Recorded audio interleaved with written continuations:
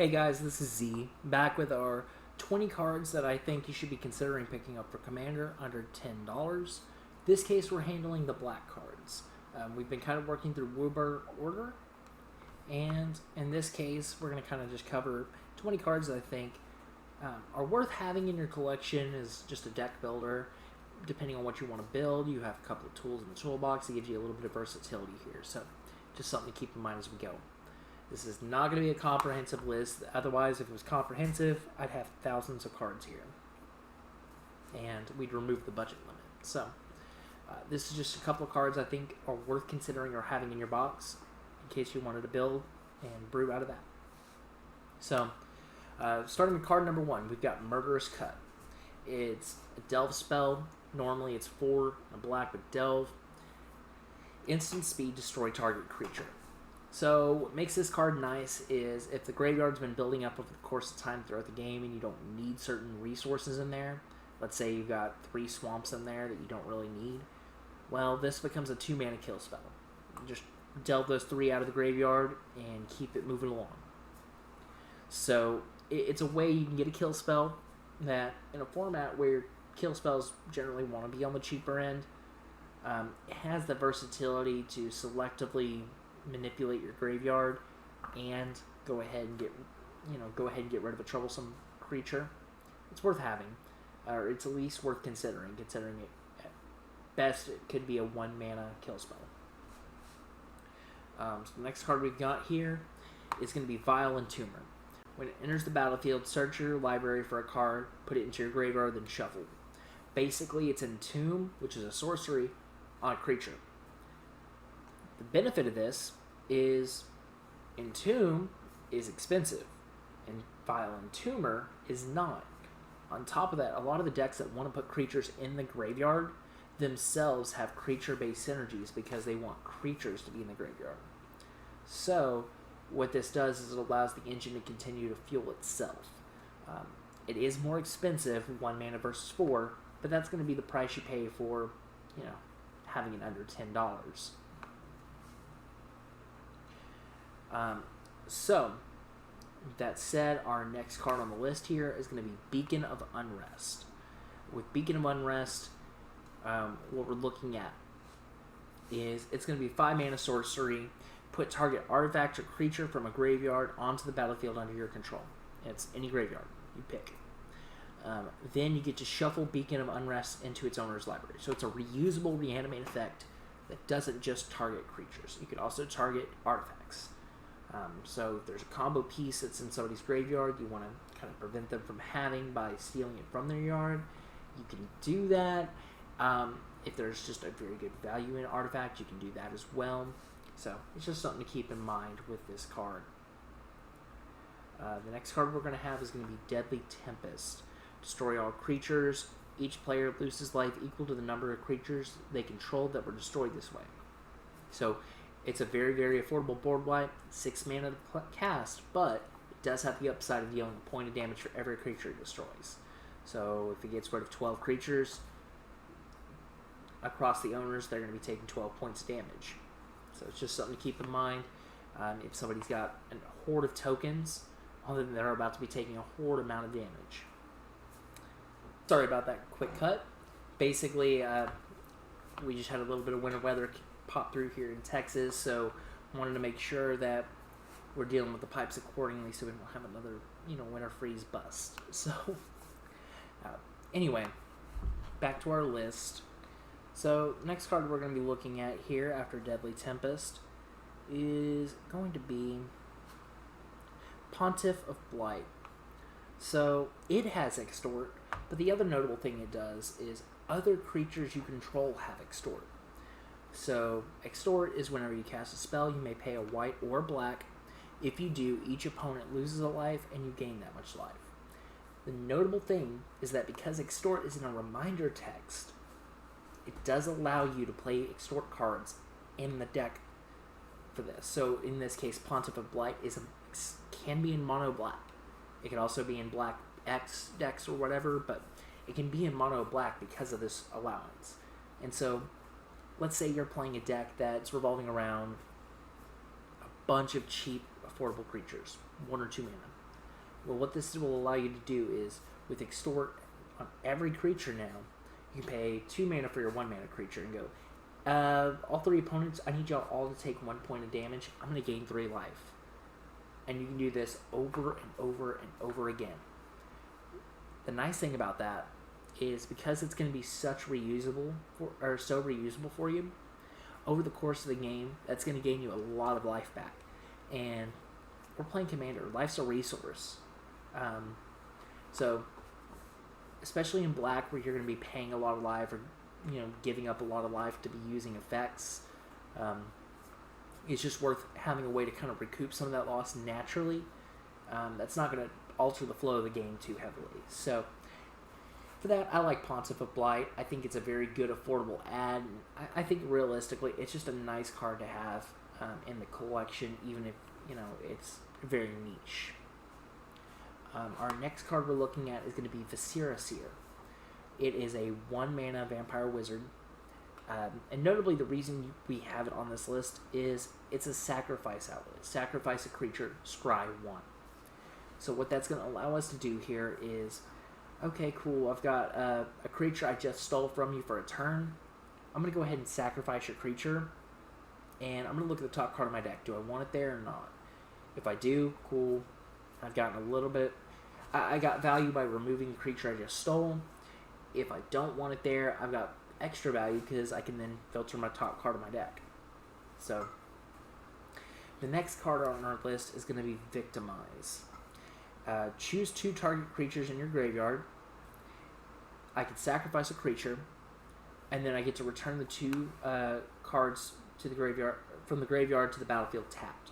So, in this case, if I have something with a dice trigger, like a Solemn Simulacrum, what I can do is I can go, okay, I'm going to cast Victimize, targeting the Wood Elves and the Finhorn Elves in my graveyard, just as an example.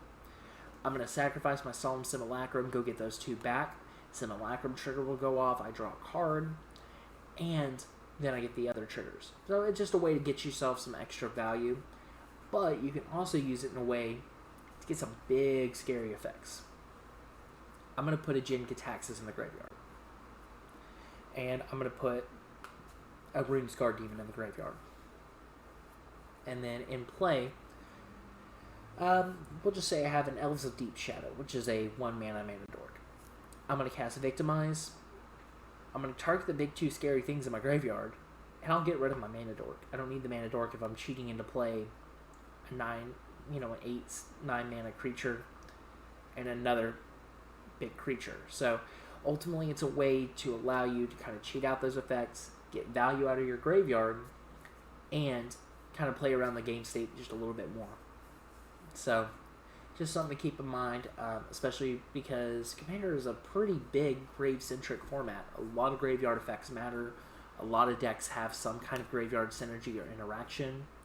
So, why not join the club? If everybody else is doing it, there must be a reason.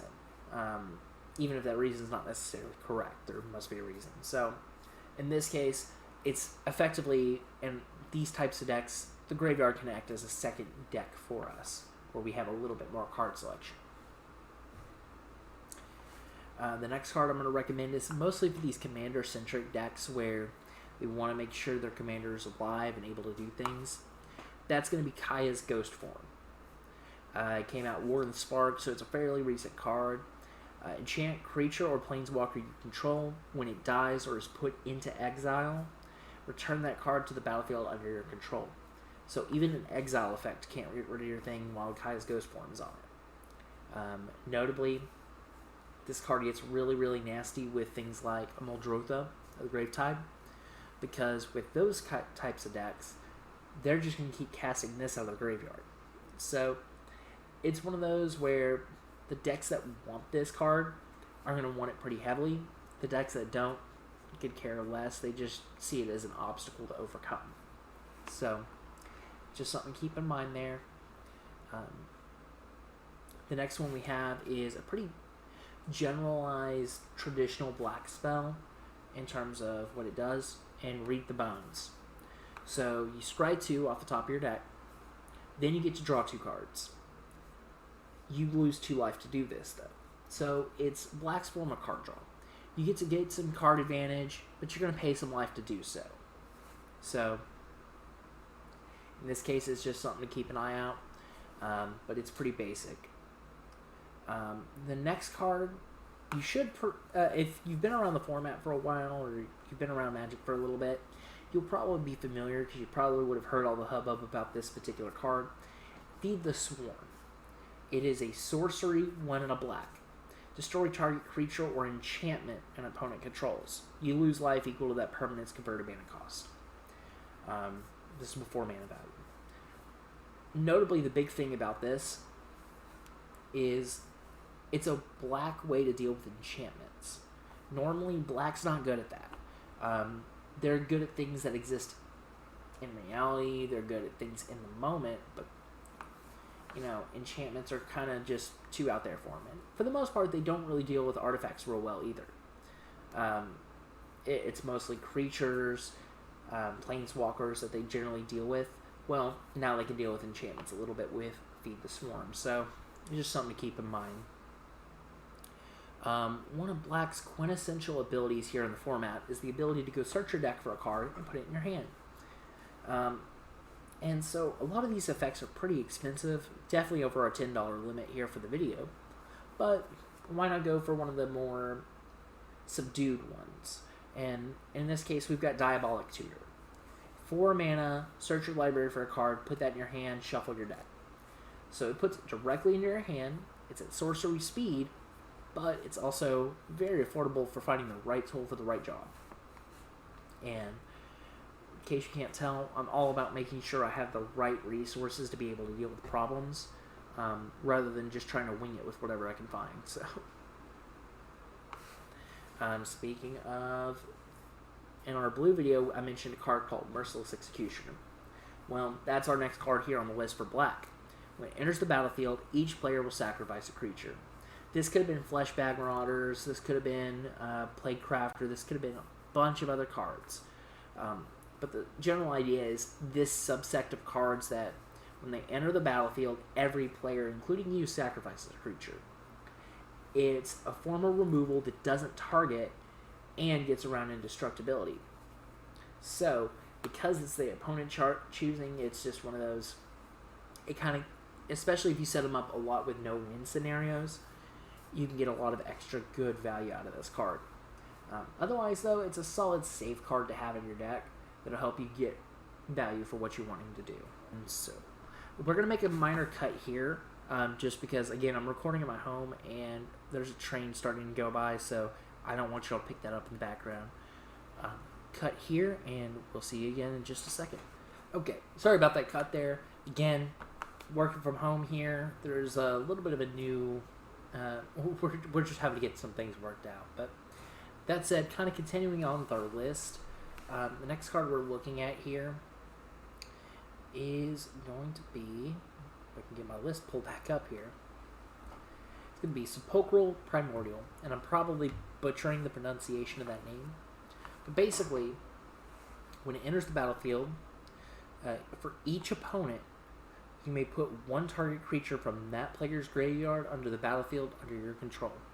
So, if you've managed to kill something off that's really good of an opponent's, you can then cast the Primordial and get that card for yourself. But you get it for you get to pick a card from every opponent's graveyard. So, just get the best card from their graveyards. Seems fun. Seems fair. On a 5/4 body with Intimidate for 7 mana, okay, I think we're going to get more than 7 mana value out of that. So, it's just another fun way we can try to get there. So, and kind of like we mentioned before, graveyard is a resource.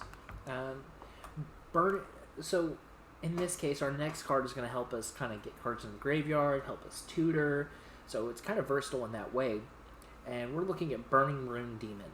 6 mana, 6/6 flyer. Demon Berserker. When it enters the battlefield, you may search your library for exactly 2 cards not named Burning Rune Demon that have different names. In Commander, basically that's not going to matter because you can only have 1 copy of each of these cards, and realistically, you're not going to be able to go search for 2 of the same card. So no Relentless Rats for you, no, anything like that. But otherwise, you can go search your library for 2 cards without the same name. If you do, reveal those cards. An opponent chooses one of them. They get to put the chosen card into your hand, and the other card goes to the graveyard. Then you shuffle your deck. So, in a way, what this is this is a go pick 2 of your creatures out of your deck that you don't care whether they go to your hand or graveyard. Your opponent will pick one of them and gets to say, hey, you get to have that card in your hand, the other one goes to your graveyard. In a way, in a black deck that uses graveyard as a resource, this is just a draw 2. Go 2 cards out of your deck and go put them, into your resource piles. So, in this way, it's not actually a bad thing. It's a pretty decent way you can get that extra value.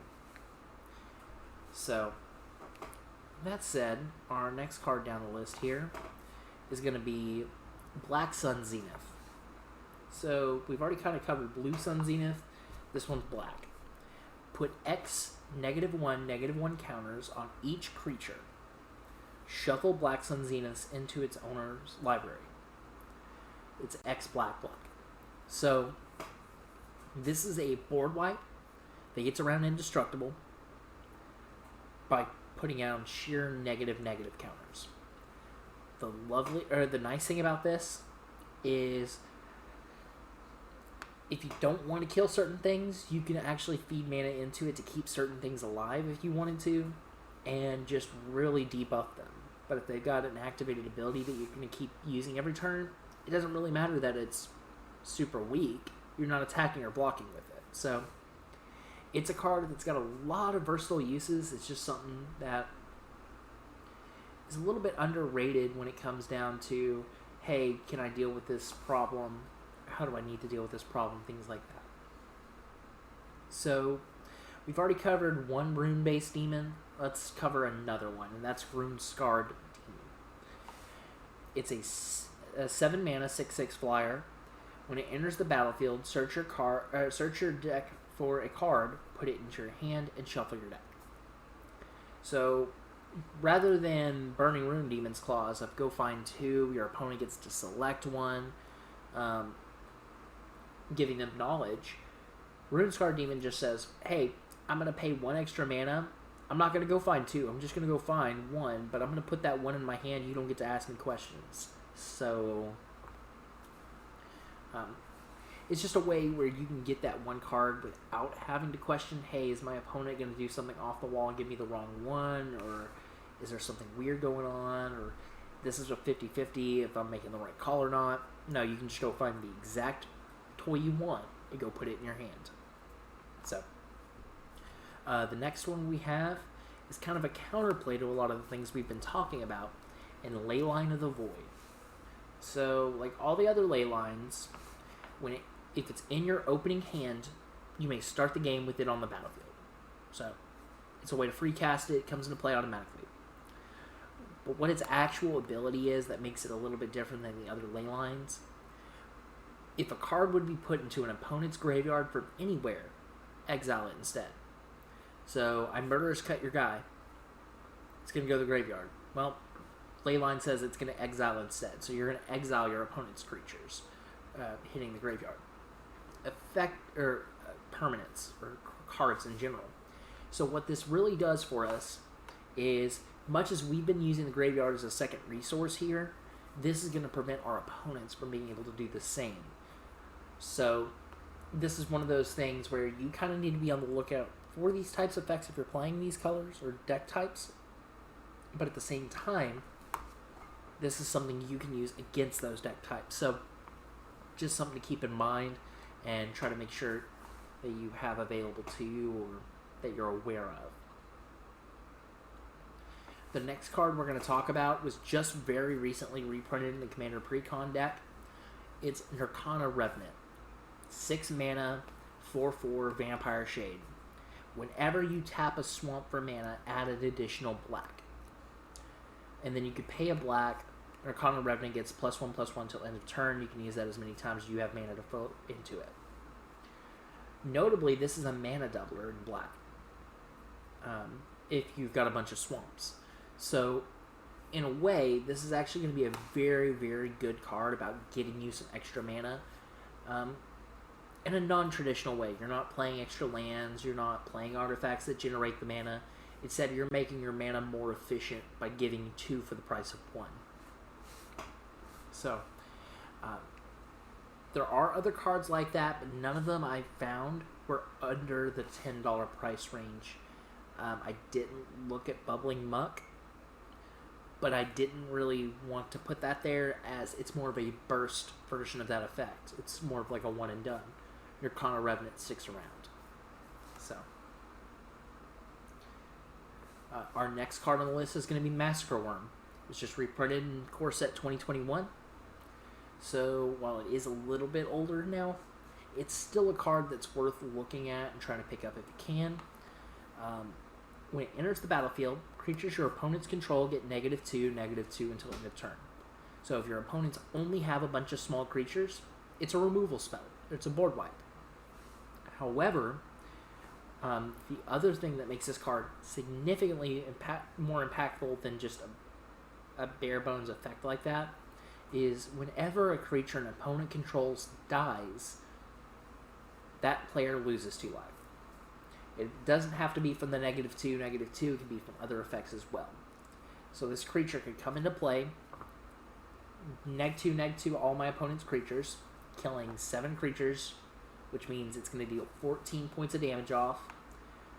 Then the things that are bigger than that, I can just go into it with combat, hit, kill 3 more creatures. They're going to take 6 more damage. So ultimately, it's one of those things where this card, there's a little bit more than meets the eye when it comes down to it, but it's got some pretty decent value, and I certainly recommend it. I like it as a good starting point for just trying to get some incremental life drain, as creatures will naturally die throughout the game, whether that's combat, attacking, and blocking, whether that's kill spells, board wipes, things like that. These are naturally going to happen throughout the course of the game. So, in black, we've got one more card, and this one is pretty much hugging the price limit right as we film this video. Again, these prices are right as we film. There's not a card above $10.